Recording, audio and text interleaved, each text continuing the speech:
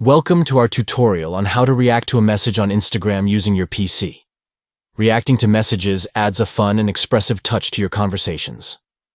Let's walk through the steps together. To begin, open Instagram.com on your PC through your web browser. Next, navigate to the Direct Messages section and find the specific message you want to react to. At the top of the message, you will see a selection of reaction emojis.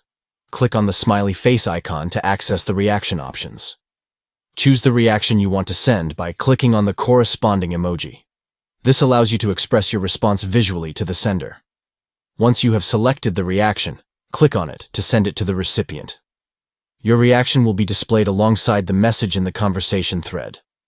By following these steps, you can easily add reactions to messages on Instagram using your PC, enhancing your communication experience. Thank you for watching our tutorial.